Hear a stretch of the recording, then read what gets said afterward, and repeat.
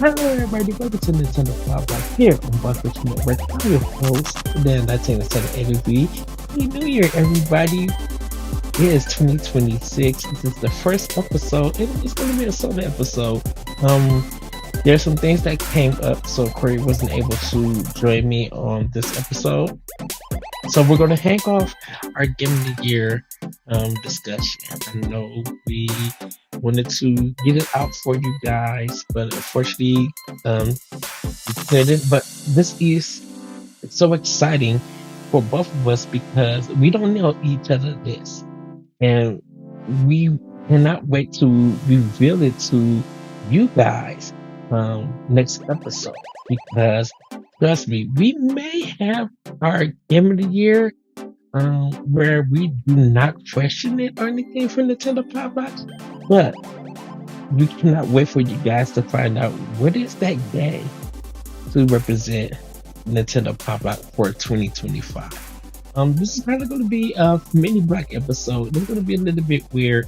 I'm not going to really do a snack Nintendo for this episode, but to give you an idea of this flow, we're going to talk about Game Informer's list of games for 2025. Like, what's their game of the year? What did the editors think? What did the viewers think? Like the readers, listeners, and we're gonna go through that list, and then we're gonna get into some family news from the past weeks. That was in December, and we're gonna let's talk a little bit about those. And then at the end of the show, or before we close, I should say, I'm going to talk about how I felt about gaming in 2025, not only for Power Block but for Boss Rush. What I hope to see in 2026, and um, what I want to do in 2026, like even just for a personal viewpoint. So um, I'm super excited about that. But before we get into all of that, I will catch you guys up on what I've been playing with Power, since it's kind of been a while that I did a solo episode and that I been playing a ton of games. So I kind of been focusing on Yakuza 4. I installed it for on my Series X and replaying that game. And I beat it on PlayStation 3 back in the day. No, PlayStation 4, I beat it. I'm sorry about that, everybody. I beat it on PlayStation 4 back in the day. And so I kind of just like, I want to replay it on the Xbox to see, get see how I feel about this game. Because it's been a long time since the Yakuza series, of course, was exclusive to PlayStation. And I'm just like, wow, I'm really not feeling this game. I'm like, is there something that I liked about it? I mean, it made me want to finish it, but I'm just like, that's weird. But I still want to go through it and finish it. And try to do more of the side quests because I don't normally do a lot of the side quest stuff, and a lot of these Yakuza games. Sometimes I'll just like mainline it or grind so I can get some money or get unlock some powers to make the game a little bit easier. Sometimes make some of the fights a little bit better. So I'm trying to like get through most of the stories, like the intro parts, and then start doing a lot of the side parts before I actually finish the game. So that's what kind of I'm playing on Series X. Also, I finished my first game for 2026 on Series X. It's called Discolor. This game is also on the Switch, and it is a indie puzzle game that may take you about probably if you play it the first time without looking things up, it may take you about an hour, 2 hours to learn it, and then if you want to. If you're playing on Series X, if you want to try to get everything for it, it'll probably take you about 35 minutes, 35 to 45 minutes. It's a real quick indie platformer. It does make you think on some things to be like, the controls are a little bit weird, but it's not too bad. Like I said, it was my first game that I beat in. Um, I kind of bought this last year on an Xbox sale for like $4, so it was really cheap and everything. I did get a 1,000 points achievement. So I was really happy with that. I did look some stuff up um to be like, I'm gotta be missing something. But like for most of it, I was able to figure it out. So if you do guys, if you find this game on Switch and you're interested, it's a really cool game.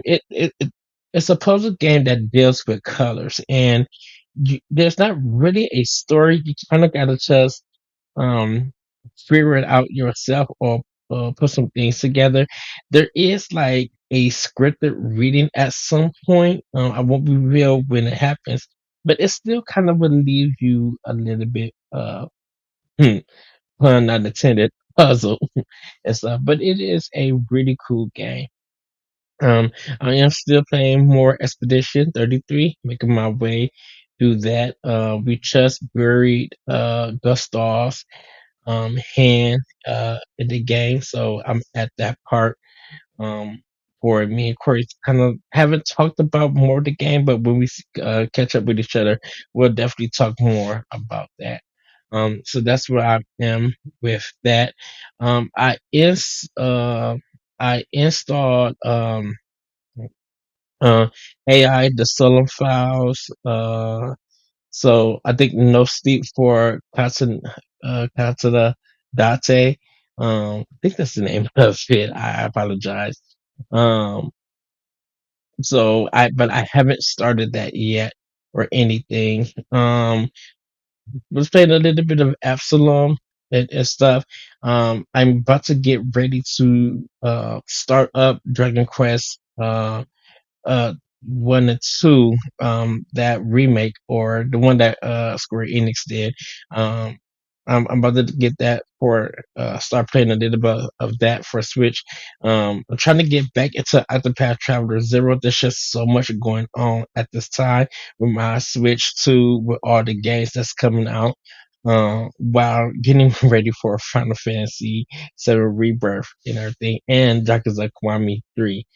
Trying to get ready for that. So I'm trying to get a plan ready for uh, what to play on Switch 2 this year. Also, I started up Earthbound Beginnings and started grinding in there. It's a really weird game, to say the least, because I have it on my Wii U. I bought it way back in the day when they revealed it at E3. And be like, yeah, you can buy it on the eShop now. I'm like, wait a minute. I thought Earthbound was still the game. Didn't know that Earthbound was the sequel to Earthbound Beginnings. That was on the NES. Didn't even realize that. So I'm definitely, just trying it on the Switch 2, and see how that game goes with that. So that's kind of what I've been playing. I'll give more details.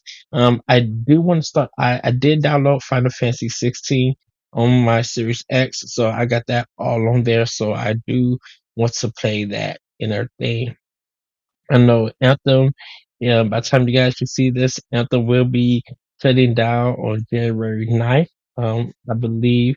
So it's something I probably want to revisit, not actually download or anything, but just like watch videos and just see how things, played out, how things went. Because I did have fun with Anthem. I did beat the game. So that is something that I kind of just want to look back at. I'll probably do it on my own time later this week. So pretty much that's what I've been playing. I will be catching you guys up with some things. I am trying to uh, this year. One of my goals is to write down the games that I beat on what system. Keep track of my games and stuff. Because for Pat and for Shane, congratulations to them. They let me see what they played for 2025 and the games that they beat, and I gave them some Yoshi coins, and I want to do that again, um, for this year for myself and everything. I didn't really keep track of what I was playing and beating, even though I did play a lot of games and I did beat a lot. Oh, today everybody know because this just came to my mind. I also played Doom: The Dark Ages on Series X. Um, Very fun game that needs to be on Switch too. Uh, Hopefully it does come. So. But yeah, I want to do that for myself this year. Keep a track of everything that I beat in. If I fully 100% completed on Switch 2 or on Xbox, maybe PlayStation 5 later on in the year, hopefully. So I kind of just want to do that. But with that, everybody, yeah, that's what I've just been playing with Power. So let's get into this Game Informer, kind of not discussion or anything, but I checked out their website and they kind of have some like different categories and stuff. So right now I'm looking at Game Informer's Best of 2025 category winners, and I just it's a list on it. So I kind of just want to see what they have for it. So um, let's see. I do have a subscription, but maybe it's only for the magazine. Yeah, it is. Oh, well, please subscribe to it. Oh, so it is something um the way that they have it. Okay, here we go. So they have Game Informer readers top 50 games of 2025. Let's just do this one because there is a lot. They said this year was absolutely overflowing with amazing games, but from our readers' perspective, there was one very, very clear winner for a game of the year. We used ranked positional voting, the board account method, to gather the results. Readers sent us their top five games of the year, and 73% of respondents ranked their obscure in their top five. And they did a top 10 with additional 40 games, and we're going to just go down with them. So, starting from 50 to 41, the Brutes are dead. Idlefall, Keeper, Mafia, the Old Country, Hell is Us, Fantasy Life I, The Girl Who Steals Time, Absolute, Sonic Racing Crossworlds, Sword of the Sea, The Hundred Line, Last Defense Academy. So, I can't say I do have Mafia the Old Country, but haven't started it. I do have Fantasy Life I, the girl who steals time. I upgraded it to the Switch 2 version. I have Absalom. In fact, I got the physical. I did beat that game. The 100 line, the last defense, I also have, but have not started yet. I'm super excited to play that this year. From 40 to 31, it is Ninja Gaiden 4, Liza P. Overture, Xenoblade Chronicles X Definitive Edition, Dragon Quest 1 to 2 HD 2D Remake, The Altars, Shinobi Art of Vengeance, Citizen Sleeper 2, Stuart Vector, Chronos The New Dawn, Like a Dragon, Pirate Yakuza in Hawaii, and Digimon Storytime Strangers. I do have Ninja Gaiden 4. I played a little bit of that. Need to get more into it. Have Xenoblade Chronicles X Defensive Edition, of course. Gotta play more of that. Like I mentioned in playing with Flower, Dragon Quest 1 and 2 HD 2D remake. I need to start. I have played the demo of Shinobi Art of Vengeance, but I need to buy the game. I know Pat has 100% of that game, I believe. So that's cool for him. I know Stephanie played Chronos the New Dawn. She definitely enjoyed it. I have like a dragon Pirate Yakuza in Hawaii, so I just need to install it and pay that. And that's it from that list. From 30 to 21, they have South of Midnight, Deltarune Chapters 3 and 4, Metal Gear Solid Delta, Snake Eater, Heat, Trails in the Sky, Fresh Chapter, Assassin's Creed Shadows, Monster Hunter Wilds, Elden Ring, Night Rain, The Elder Scrolls 4, Oblivion Remaster, and Ball Pit. I have South of Midnight on my Series X. Need to play more of that. I've been thinking of Metal Gear Solid Delta Snake Eater. I may end up ordering that, buying it when it goes on the sale again. I have Assassin's Creed Shadows on Series X. I'll be buying the Switch 2 version a little bit later. I also have Monster Hunter Wilds for Series X that I need to install and give that one a try. So from 20 to 11, they have Pokemon Legends ZA, Final Fantasy Tactics, The Infinite Chronicles, Mario Kart World, Borderlands 4, Avowed, Doom the Dark Ages, Silent Hill F, The Outer Worlds 2, Battlefield 6, The Split Fiction. Um, Pokemon Legends VA, me and David played at PAX, so you can read David's preview if you would like. If you haven't picked it up, I still need to get the game. I also need to get Final Fantasy Tactics, the Iridus Chronicles. Mario Kart World is I have that. That was a game that came with my Switch 2 when I bought it. Enjoy Borderlands 4. I'm literally at the last boss, but I kind of need to get Game Pass because I can't beat it solo and everything. So I kind of need other players to come in, and for me to do multiplayer with it, I gotta have Game Pass. Um, I did beat Avowed. Truly love that game. I'll be talking more of that and upcoming Boss Rush Spencer, so you'll be guys be able to check for that. Like I mentioned, during the Dark Ages, really fun gameplay. Silent Hill F. I've been thinking about maybe getting that on the sale. The Outer Worlds 2, I'm thinking of also getting that later down the line. I need to beat the first one because I do have a first Series X, but I need to put more time in. And yeah, so now the 10 games, the 10 to 1. Arc Raiders, Blue was 10, Blueprints is 9, Dispatch is 8, 7 is Death Stranding 2 on the beat. 6 is Donkey Kong Bonanza. 5 is Ghost of Yotei. 4 is Hollow Knight Silk Soul. 3 is Hades 2. 2 is Kingdom Come Deliverance 2. And 1 is Player Obscure Expedition 33. So, once again, a lot of people feel that Player Obscure Expedition 33 took over 2025. It's good to see that Hades 2 is on here. Ghost of Yotei, Donkey Kong, Death Stranding 2. Death Stranding 2 is a weird one. And the reason why I say that is because and I think I talked about this on Pow Block that I'm hearing more about that game on, you know, I hear more about that game on podcasts than people actually playing it and stuff. So, hopefully it comes to Series X later on, like the first one did. So I could also pick it up and give it a try. I do want to play the first one, like I got on Series X, but I need to play it. Blueprints does nothing for me. This Dispatch did get mentioned that it's coming to Switch 2, so I'm going to play it on Switch 2. I had been having a ball with Hades 2. Kingdom Come Deliverance 2. A lot of people love that game, but it's kind of challenging. Can't wait to get my PlayStation 5 Pro to play Ghost of Yotei. Donkey Kong Bonanza is so much fun. I'm going to be digging into that game and just full out beat it and everything. So those are the top 50 games of 2025 from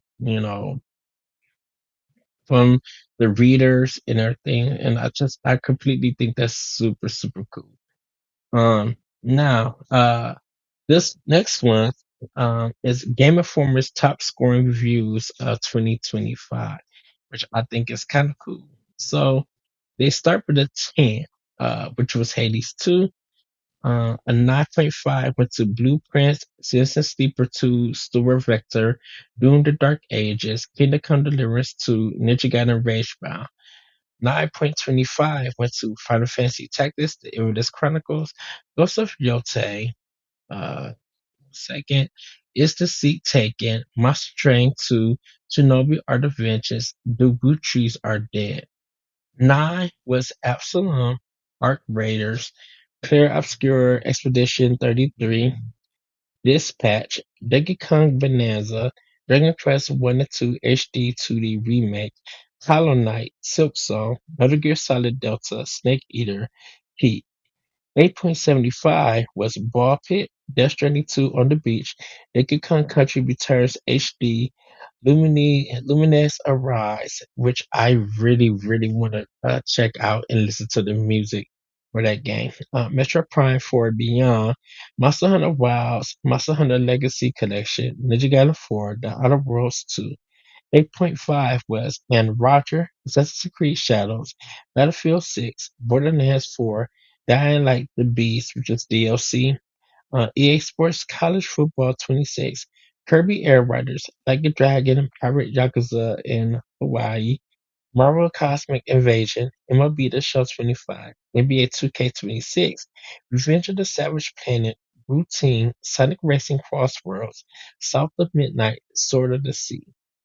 So those are all the games from 8.5 to a 10. And wow, there's only one 10 this year. Um, 2025 from Game Informer. And that's Hades 2. And that's on Switch 2, Switch, and PC. So, yeah, if you guys want to check out more of it, if you're a subscribed member, you'll be able to see a lot of the articles that they have and stuff. Um, actually, let's see. I actually got one. The top 10 games of 2025. Split Fiction is 10. The Root Trees Are Dead is 9. 8 is Shinobi Art of Vengeance. 7 is Kingdom Come Deliverance 2. Uh, 6 is Arc Raiders. Uh, 5 is Hollow Knight Silk Song. 4 is Blueprints. Uh, 3 is Ghost of Yote. 2 is Hades 2. And then, of course, 1 is going to be clear up here in edition 33. Now, I kind of feel, you know, like personally this year, of course, Nintendo wasn't going to hit it out the park just yet because they brought out a new system. You know, as much as people love Becky Kong, old banana and stuff, and use that as a saying, I kind of feel like Nintendo was able to get their system out, a successful rollout, and just kind of just for them, bring some of their switch versions of games and give them some upgrades and stuff. We'll also bring in like 3 new exclusives: Metro Prime 4, um, Mario Kart World, and Donkey Kong Bonanza. Those are like their 3 like brand new games for the Switch 2, which is not bad, and the system is still selling. People are picking it up, and stuff. And so I kind of feel like Nintendo really didn't need to hit it out the park. We kind of been talking about indie games not really making a splash in a while for us is. But it feels like with 2025, with new experiences, um, that the indie scene is kind of making a comeback. One of the debates is Player Obscure Expedition 33 an indie game? Some people feel like because it's ex Ubisoft developers make this game, it's not. But there are a lot of companies who are ex, you know, main developers who have made games, whether they're successful or not. And if they are releasing their game and publishing it themselves, they are kind of indie in a sense. Yes, the the talent, the level of experience might not feel indie because they have been in this industry for so long and they know how to borrow elements and put it in and do character story and stuff like that. But it is still considered as indie if they are doing all the work, majority of the work themselves and releasing it.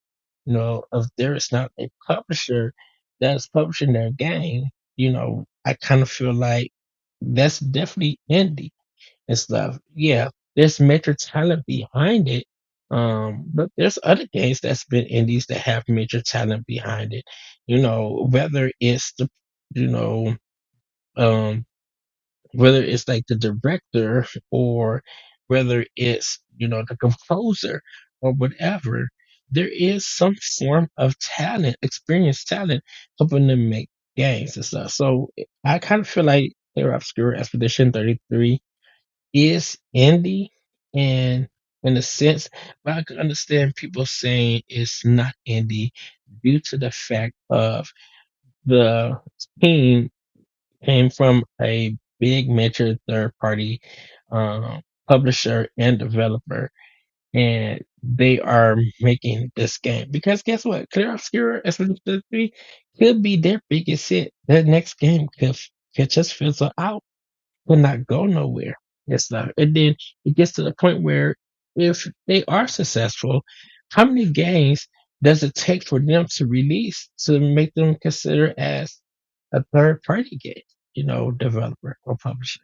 It's like digital developer, that's a third party not developer, third party publisher. And they release a lot of indie games. And so we kind of got to consider them as a big major factor with it. Playism also does the same thing. And I bring them up because, they publish indie games. And I guess the question is, when does it get to a point where a publisher themselves um, are publishing games on a higher level, like a third party, well known publisher? You know, like the Split Fiction, it's his team and stuff. Third party now because he has 3 games out and they have been highly ranked, and won awards and stuff. So now are they like a major third party developer? It's kind of weird, you know. But that's just my thought on it. So let's be congratulations to all those games. Hopefully people have checked them out and played them. It really is. It was a great year. I know a lot of the lists and stuff feel the same, um, but I gotta say it was a great year for gaming for everybody, for almost all genres and stuff. And I think that's a good thing to have. And, I hopefully we could go into 2026 having that same feeling of getting different experiences and just enjoying the games that people bring. Okay. So with that, everybody, we'll get into family news. Nothing too big. I kind of saved my voice because um, I had to work 13 hours today. So I'm kind of just like staying energetic, staying hype, but a lot of walking, lot of talking that I did today. So we're gonna get into family news and just run through some stories. Konami appears to have a new Switch game in the works, and all our stories are coming from Nintendo Life. Um, Konami has been making a bit of a comeback recently, with the studio diving back into the world of AAA game development with titles such as Silent Hill 2, Silent Hill F, and Metal Gear Solid Delta Snake Eater. It also launched Survival Kids as a launch title for the Switch 2, but we suspect that one didn't make much of a splash, sadly. Now, Konami appears to be preparing a new game for the Switch title, Enchanted Wonderland, as an ESRB rating has recently been spotted that also provides a brief description of the title. Naturally, no release information has been provided beyond the supposed target platform, so we'll have to wait for Konami itself to spill the beans. And this was the description that they had. The Chester Wonderland is rated E for everyone by the ESRB with mild fantasy violence. Also includes user interact. This is an adventure game in which players explore a magical world to gather joy and resurrect a theme park. Players interact with characters, learn magic, and engage in a different theme park attractions minigames. Among the several minigames, one space-themed attraction involves shooting lasers at UFOs. Flashing, flashing and small explosions may occur when spaceships approach. So that might be something we may see down the line this year. I would say the summer direct, since we don't have E3. Like I said, I just consider all the summer directs and showcases as the summer direct. Even the PD stuff. So but I do agree that Konami has made a comeback with Silent Hill 2, Silent Hill F. Those games have been a hit, and now with the announcement of Silent Hill remake for the first game, hopefully people who are Nintendo fans, let Konami know that we want those games too. There's a possibility we could get them and stuff because like Konami has kind of came back, has kind of moved away from Kojima in a sense.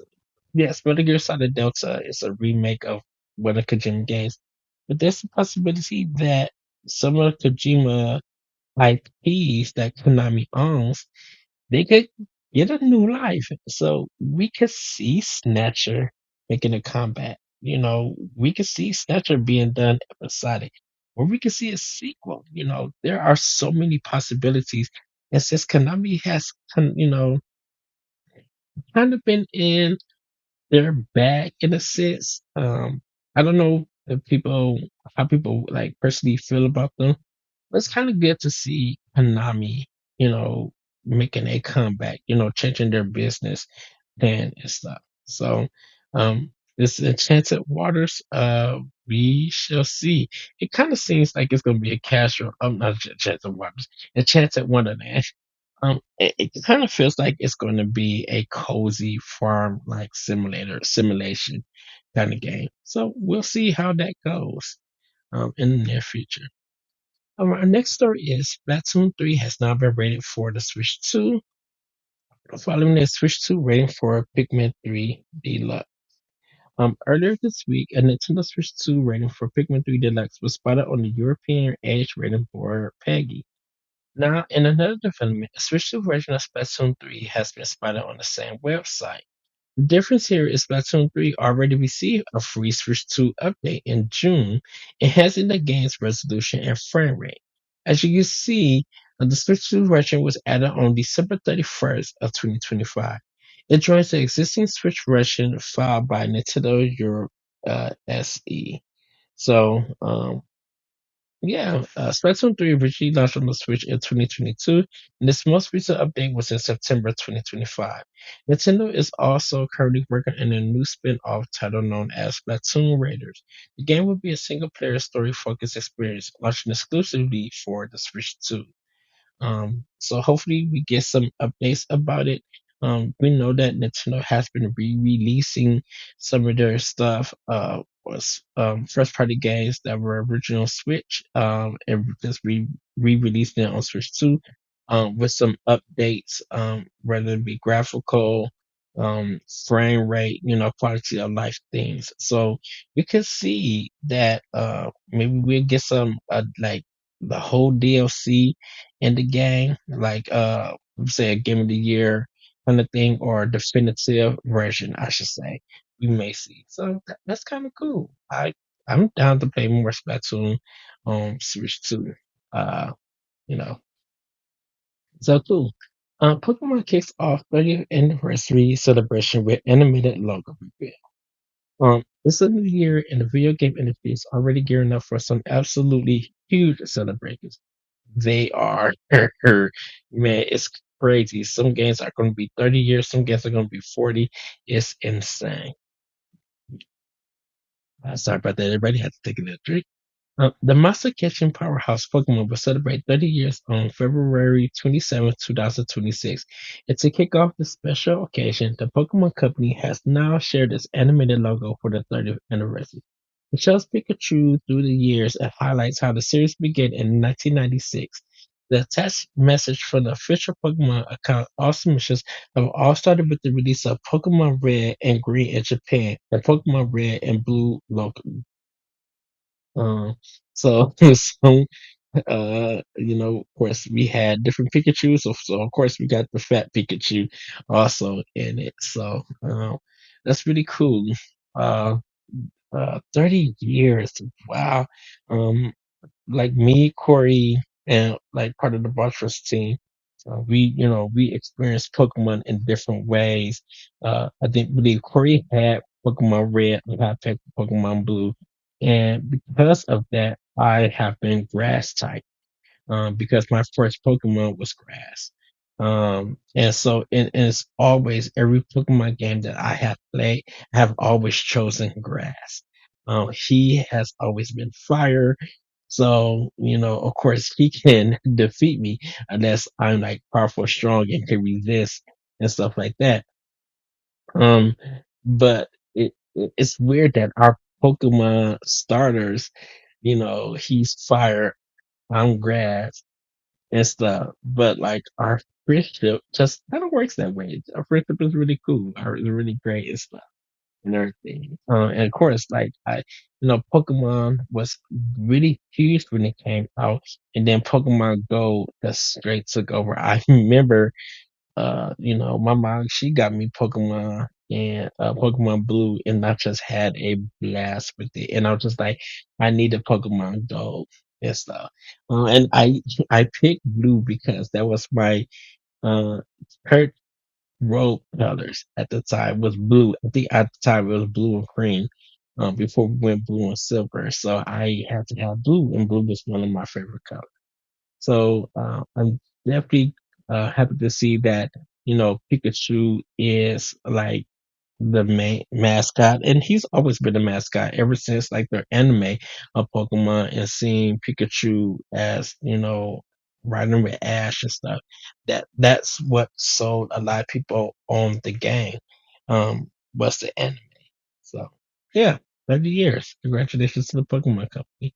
And to that IP, regardless of the ups and downs, 30 years standing and still selling in bunker numbers. What can you say? So we're gonna move on to our next story. Bloober Team is teasing something mysterious for February. What could that be? Bloober Team has become really blooming prolific in recent years. Our release Chronos the New Dawn and a Switch 2 port of Layers of Fear in 2025, with none other than Silent Hill 2 the year prior, is currently hard at work on a remake of the original Silent Hill with Konami alongside an original title simply called Project M for the time being for the Switch and Switch 2. Speaking of which, it's entirely possible that Project M is the focus of a new tease from Bloober Team, with the studio launching a new website featuring a countdown timer. The timer runs out on February 15th, and according to the people over at Push Square, that's Nintendo's live kind of brother, I should say. There are no hints toward anything Konami related in the website's source code, and yes, they double check themselves just to be safe. The website itself is titled Romadas Nu Sero Hiso over period.com, which means something. It's a weird name. It's a long name, everybody. It's all rather vague at the moment. Delivery sold, no doubt. A social media post linked to the site also states, "Dare to peek into the darkness." So at the very least, it seems to be leaning heavily on Bluebird's penchant for horror. Um, If this is indeed related to Project M, which is being published by Bluebird's own subsidiary, Broken Mirror Games, then there should be plenty to get excited about. The studio CEO, Fjord Babino, recently stated that the project is particularly geared toward fans of Resident Evil, Silent Hill, Limbo, and Eternal Darkness, while being a vision that could only exist on Nintendo hardware. Curious indeed. We'll be keeping an eye. That's for the Nintendo Life. And something like Eternal Darkness. I think that one gained a lot of attention because we know Resident Evil, we know Silent Hill. People who are in the scene know them, but Eternal Darkness, it's been years, and people won't be able to realize that game or its brilliance of that game until maybe the GameCube expansion pass on Nintendo Switch 2. Nintendo could put it out there for people to understand why this game is such an iconic game, why it's such a classic, and you know why it did something very different for horror games, but in Nintendo style. You know, so you know, I will say this before we move on to our next story. Or actually to our last story, um, or two more stories. I'm sorry, everybody, because I just seen two that I kind of do want to talk about. Um, Bloober Team is having the Mercury steam effect, and why I say that is because like Bloober Team, they had their own role, like their own pathway for horror games, and it didn't really get, they're doing good. They were menacing and stuff, and like Mercury Steam, were doing the same thing. They were holding their own, um, and still being profitable, making games and everything.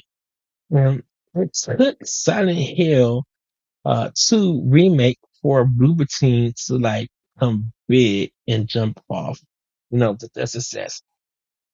This team did the same thing with Metroid Samus Returns on 3DS. And then you see Mercury Steam make Metroid Dread, that people feel like that is personally game of the year when that game came out. And it's still a top 10, still beautiful game and everything. And so Mercury Steam, they got their sets working super well with Nintendo. Bloober Team working super well with Konami. Blue Team could have that Mercury Steam effect if they work very well with this next game. I don't know if they're working exclusively with Nintendo or this is just a game that's coming out on Nintendo Switch and Switch 2. Um, but it's going to be interesting to see. Bloober Team is getting their recognition um, from making a great game. Platinum Games did the same thing with Bayonetta 2, working with Nintendo. Like after Bayonetta 2 on Wii U, after working with Nintendo, they got all the work that they got and the recognition that they got. And stuff. Yeah, you can talk about their games with Activision, and stuff like that.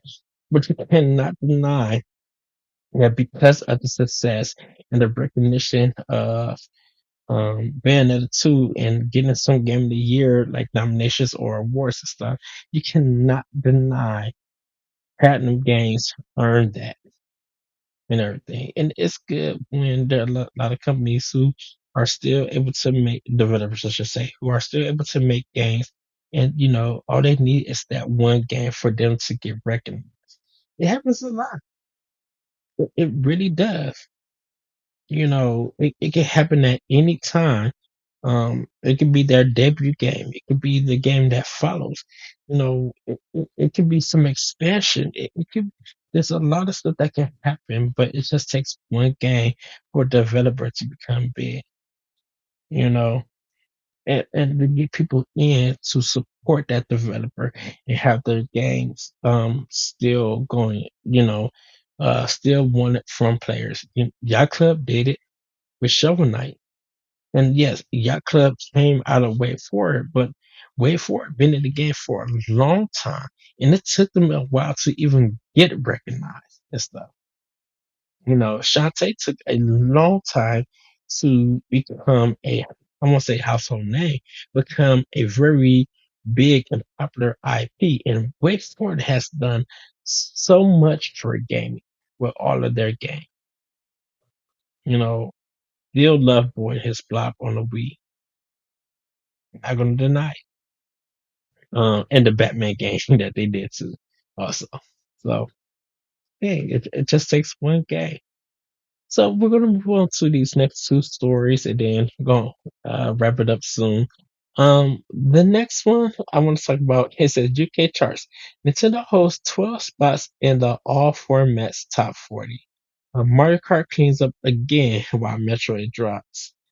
The last full week of 2025 UK charts data is in.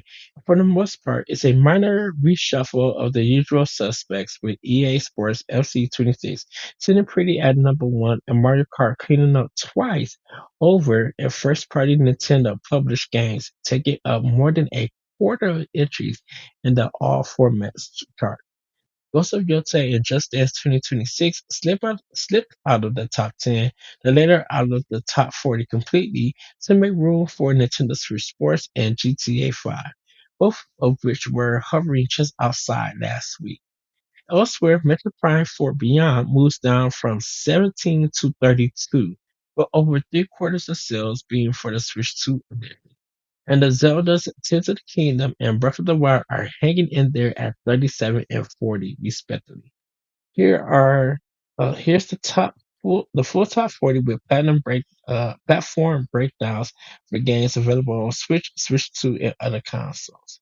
So EA Sports FC 26, Mario Kart World, Call of Duty Black Ops 7, Pokemon Legends ZA, Mario Kart 8 Deluxe, Minecraft, Battlefield 6, Donkey Kong Bonanza, Nintendo Switch Sports, Grand Theft Auto 5, Super Mario Party Jamboree, Ghost of Yotei, Animal Crossing New Horizons, Super Mario Galaxy and Super Mario Galaxy 2, Astrobot, F-125, Air Obscure Expedition 33, Mortal Kombat 11 Ultimate, Cyberpunk 2077 Ultimate Edition, Elder Ring, Super Mario Bros. Wonder, Split Fiction, Harry Potter Quidditch Champions, Gran Turismo 7, Marvel Spider-Man 2, Gears of War Reloaded, Sonic Racing Cross Worlds, The Witcher 3 Wild Hunt Complete Edition, Avatar Frontiers of Pandora from the Ashes Edition, Mafia the Old Country, Mortal Kombat 1,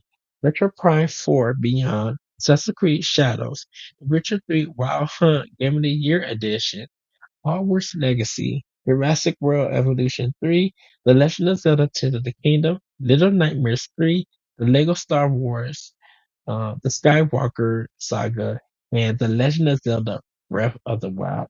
61% of Switch users and 2.39 no, and 39% of Switch 2 users for Breath of the Wild. So, Tears of the Kingdom had Switch 2 52% and 48% for Switch 2 user. So yeah, wow.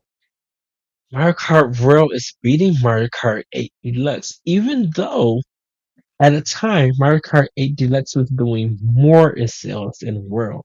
And I think it's because of the Christmas time and stuff. So people did get a new Switch, and that was a game I picked it up. And of course, EA Sports FC 26. A lot of people love soccer, so that's not surprising. But that's very interesting. Now for our last story, here are Japan's best-selling Switch 2 eShop games for 2025. It's once again, it's once again that time of year where companies sum up all the sorts of things about the year that was. And with this in mind, Nintendo's Japanese branch has revealed the best-selling games on the Switch and Switch 2 eShop in 2025. This covers January through to December and everything else in between. Also factors in digital sales across both the eShop and the My Nintendo store. Uh, just to make note, this also excludes free-to-play titles and games rated above zero rating Z IARC 16. So kind of like adult, stuff. So on Switch 2, Mario Kart World took out the top spot, and leading the charge on the Switch front was Pokemon Legends ZA. Here are the top 20 best-selling games on each system according to Nintendo's digital store. This is via Perfectly Nintendo. So Nintendo Switch 2, and then we'll get into Nintendo Switch. So number one was Mario Kart World, Pokemon Legends ZA, Kirby Air Riders, Donkey Kong Bonanza, and the Zuma 11 Victory Road, Dragon Quest 1 and 2 HD2 Remake, Hyrule Warriors Age of Imprisonment, Momotoru Densetsu 2, Tamagotchi Plaza, Story of Seasons Grand Bazaar, Street Fighter 6, Boom Factory Guardians of Azuma, Nintendo Switch 2 Welcome Tour, Octopath Traveler 0, Signpost Be Your Idol, Yakuza 0 Director's Cut, Final Fantasy Tactics The Evilist Chronicles, Super Mario Party Jamboree, Hollow Knight Silk Song, Fantasy Life I, The Girl Who Steals Time. That's all 1 to 20 straight, all Switch 2 versions. Um, for the Switch one, you got Pokemon Legends ZA, Tamagotchi Plaza, Minecraft, Dragon Quest 1 and 2 HD2D Remake, Super Mario Party Jamboree, Animal Crossing New Horizons, Fantasy Life I, The Girl Who Steals Time, and the Zuma 11 Victory Road, Clubhouse Games 51 Worldwide Classics, Mario Kart 8 Deluxe, Super Smash Bros. Ultimate, Power Pros 2024 to 2025, Urban Myth Dissolution Center, Dragon Quest 3 HD 2D Remake, Momotaro Densetsu 2, Anata no Machi mo Kitu Aru, Higashi Nihon Hen, and Nishi Nihohen. Story of Seasons Grand Bazaar, Super Robot Wars Y Digital Ultimate Edition, Fitness Boxing 3, Your Personal Trainer, Super Mario Galaxy, and Super Mario Galaxy 2, and Splatoon 3. So those are all 1 through 20 on the Nintendo Switch. So if you guys um, have some of the American versions of these games, or if you have been playing them like the Japanese version, because it's not region locked or anything, let us know. Or how do you feel about this list? I think it's super cool that they were able to break it down because I know we always want additional uh, numbers for the Nintendo Switch when it comes to these games, like for Nintendo. We always want to know who is doing the best and everything. And these were the top 20 games for each system. So that's really, really cool. Uh, so that's going to be it for Family News. I'm going to get ready to wrap up the show, but I kind of just like quickly want to talk about reflect on 2025 and what I hope to see in 2026. Not just for Power Block, but for Boss Rush in general and gaming everywhere. Even for other content creators out there. Um, 2025 was a great year. You know, um, for me personally, growth rise, it was because, of course, I'm going to mention PAX, of course, PAX East and PAX West. Um, Having these talks with well-known developers, and I still got more interviews and stuff to get out. Um, but like being able to write, being able to connect with more of my boss people, with chats and stuff. Getting to see um others grow along with me, whether it's writing, whether it's interviewing, where it's their first time doing a con, like a convention, learning the ropes and stuff. And, of course you know, it's nerves, maybe a little bit anxiety, um, talking to people. Um, but I've been able to grow along with the Bosworth community and with my Bosworth crew by going to these events and talking to these developers and coming up with sometimes having a flow of questions, but coming up with the the discussion, this interview, is to make it feel like we're having a normal discussion. Um, to connect on their level, to like laugh, enjoy, and make it feel like it's tiresome work. And you're getting kind of like the same questions and everything about your game stuff, but I'm like, it's been good to actually not only talk to these developers and friends and stuff about games and getting their opinions, but to discuss, the goodness of gaming, the worrisome parts of gaming, and how, we as, not only just people who do media coverage or journalists, if you want to call us that, or podcasters, content creators, it's not just covering the same thing, but sometimes going beyond that and learning, and it's good. Like it's the reason I bring up PAX is because I get to connect with so many other people. And that's why I'm hoping to go again this year because I want to connect. That's why I wrote that article about PAX East from last year that it was kind of, not hurtful, but it was kind of sad because of some political things that people couldn't come here. A lot of developers and stuff. So that's why when I see the Poland developers, the Russian developers, the German developers, the Asian market, like all these people from around the world able to come to PAX and show off their game, regardless of what state it's in, talking to them and giving that feedback made me appreciate what I do, not just for Boss Rush, but for gaming in general. because I'm like, I get this opportunity to play the games, get my insight, connect my retro past with their retro past, um, be able to recognize and learn some things that I didn't even know, learn about how they grew up gaming and stuff. Like that is amazing. That like yes, that is one of my highlights. But even when I talk to Corey month after month, day after day, as much as we talk and we have different viewpoints and opinions and stuff, I love learning from him. I don't know how if he learns anything from me or anything, but like I told him I thank him for this because I'm like I have been a person reading EGM and Game Informer. I have been a person that has been on OneUp.com and Gangsby and writing, it's not the best writing, but like writing my opinion pieces, writing my thoughts, being on, NGR at one point and writing before it became Boss Rush and everything, and a code name NX and stuff. Um Putting up reviews and doing the stuff which that's one goal that I need to do. I keep saying this. I need to get I need to contribute more to Boss Rush in the writing with benches and stuff. I gotta just everybody, just many things. But that's what I gotta do. Um, but being able to do this, like that's what I loved about 2025 was able to, do spotlights and talk to other developers. And don't forget, I've been a shy kid because of the way that I look and stuff.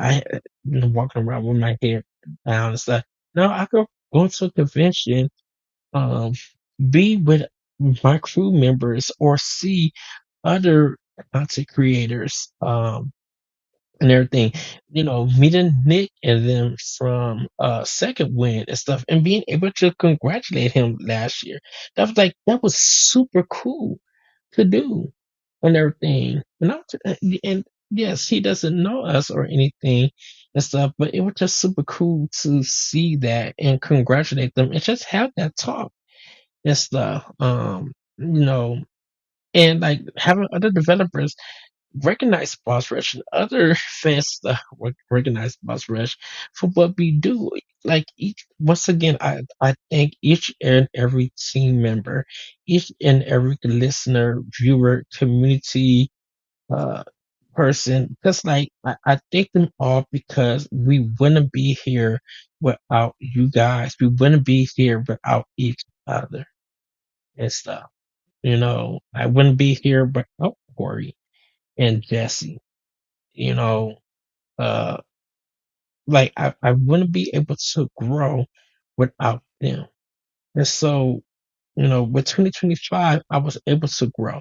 And yes, I keep bringing up Pax, but I also bring up being on other people's podcasts the things that you guys don't know about X, going into the media room and talking to all these other content creators and, seeing what they come with, you know, taking pictures with them, learning about them, having these bunkers discussions that I should be recording because yes, they are, it is content, it is podcast, but this was, this is what I love to do.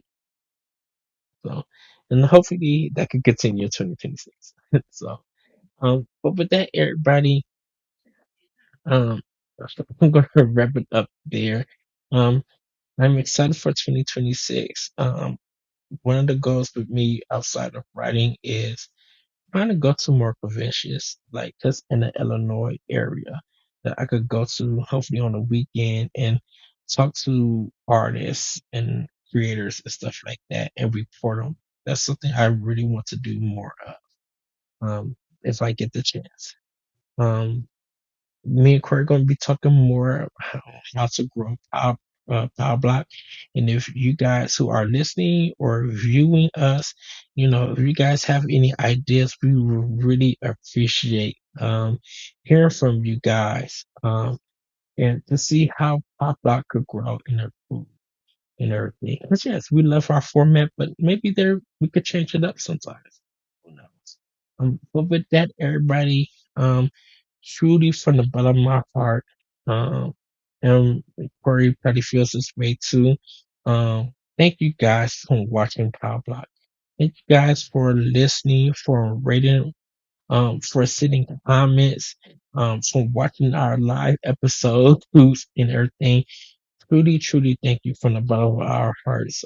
Reading our articles from the bossrich.net, sharing our articles, discussions you have on Facebook or other social media, checking all our podcast videos. It really, really does mean a lot to us. It means a lot to Corey, me, LaRon, Pat, Stephanie, David, the writers, um, all the contributors and stuff. We truly thank you guys for growing with us and supporting us. And hopefully, 2026 that you guys can continue to support us and grow with us. With that, everybody, have a great week. Have a great weekend. Rudy, let's knock it out in 2026. Rudy, do something great for yourself. I know there's going to be some crazy things happening this year. There's going to be some hard times, but Rudy, do something good for yourself. And if you feel like, uh, if you feel like there's nothing, uh, right going on in your life, I should say, try a game. Play a cozy game. Play something that makes you happy. Talk about things that make you happy. Do something that makes you happy, that is positive, and make you feel good. Trust me. For that, everybody, have a great week, have a great weekend, and we will see you for our Game of the Year episode for Nintendo Pow Block. Bye, everybody. Here we go. Ooh, ooh. If you want to see how you can become a Patreon producer, head on over to patreon.com/BossRushNetwork.